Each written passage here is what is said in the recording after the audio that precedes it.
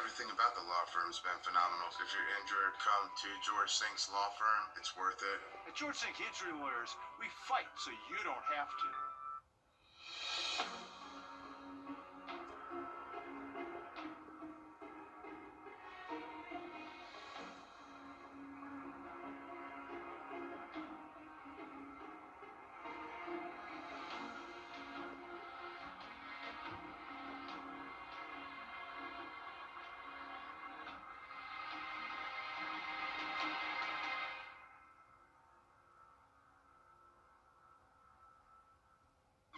Got in an accident. George Sink Injury Lawyers, we fight so you don't have to.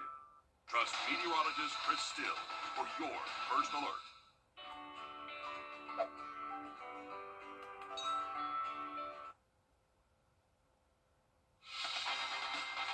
Live from Augusta, breaking news. Thank you for watching News 12 at 6 o'clock on WRDW My 12 and now streaming live on WRDW Plus. Good evening, I'm Audrey Dick-Herber. Breaking news just also breaking overnight. The Eaton County Coroner's Office is investigating a traffic death last night. It happened on Walker Road around 7:45 last night. According to the Coroner's Office, 61-year-old Donald Rushton was driving a three-wheeled moped when he was hit from behind by a Toyota Tundra. Rushton was pronounced dead from his injuries on the scene just before 8:30. The driver of the Toyota was taken to the hospital for their injuries. The Coroner's Office and South Carolina Multidisciplinary Accident Investigation Team is handling this accident. An autopsy is scheduled for next week. Was another windy one out there across the CSRA. The sun is now beginning to set.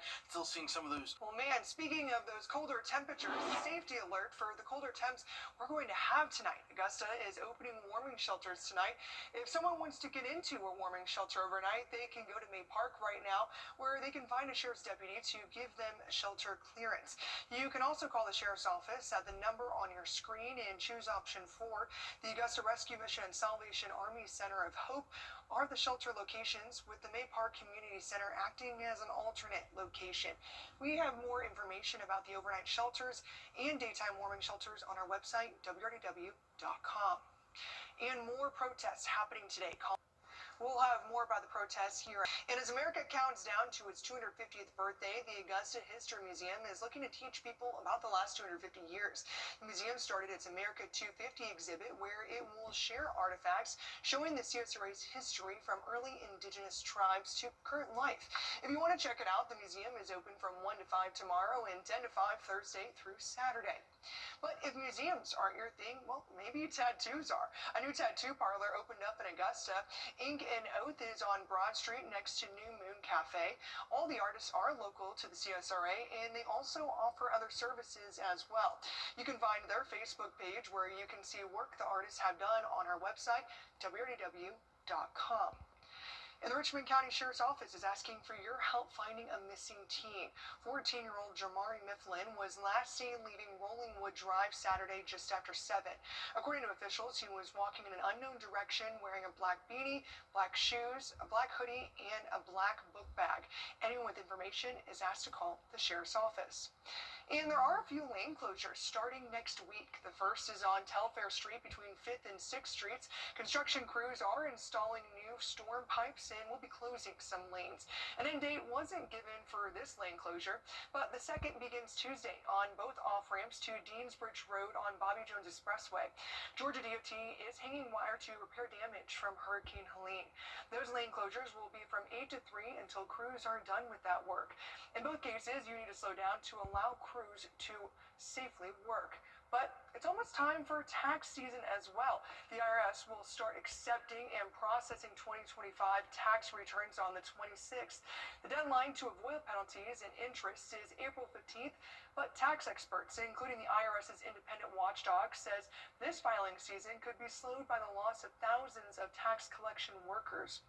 These workers were part of the layoffs and buyouts made by the Department of Government Efficiency. The agency is expected to get about 164 million individual returns this year, and an average refund of about more than $3,000. And after the break, we have a safety alert as flu cases continue to rise across the country, and South Carolina got a big jump in measles cases. And since it's got dry and the windier outside, we've got an elevated fire risk here across the CSRA. We'll talk more about this coming up. When dangerous trees. Don't want to put those coats away quite yet. Thanks, Malik. Well, flu cases are high across the country. The CDC estimates there have been more than 15 million cases this season. It's the worst season for respiratory illnesses since at least 1997 to 1998. And many healthcare professionals, more illnesses are likely to climb. Jen Sullivan is tracking the latest data in this safety alert.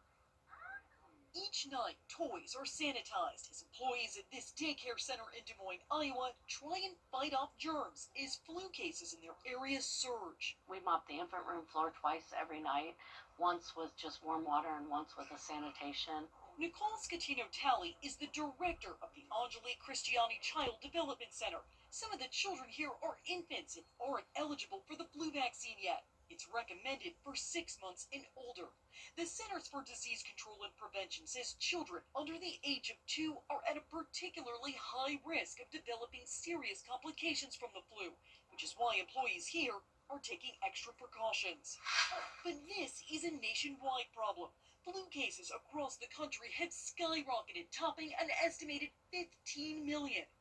This map from the CDC shows multiple states experiencing high or very high levels of the flu. Roughly 180,000 people have been hospitalized and 7,400 have died. Most of the cases are from a severe strand of influenza A known as subclade K. This subclade K, which is a new strain that probably is not included in the current vaccine. Many healthcare professionals are worried cases will continue to rise. The flu vaccine absolutely prevents severe illness, prevents hospitalizations. The CDC estimates 130 million doses of the vaccine have been distributed nationwide this season, but that covers less than 40% of the U.S. population. I'm Jen Sullivan reporting. We're also checking on flu cases. Georgia and South Carolina are still purple on the CDC's flu tracking website. Purple is the highest activity level on this map. It was updated to include cases through January 3rd, while overall lab tests and flu activity have decreased across the state of South Carolina. It's still above the baseline percent, 3.7. It's currently sitting at 12.7%.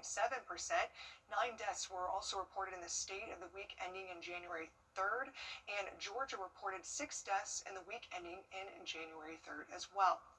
In this safety alert we've been following for weeks, the South Carolina Department of Public Health said 99 new cases have been added to the measles outbreak since Tuesday.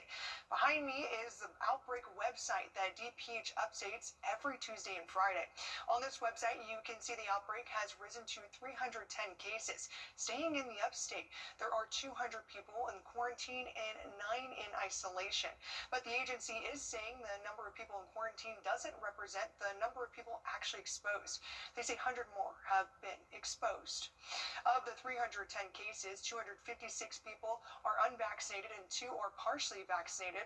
Another fully vaccinated person has been confirmed as a case as well, bringing the number of fully vaccinated cases to 2.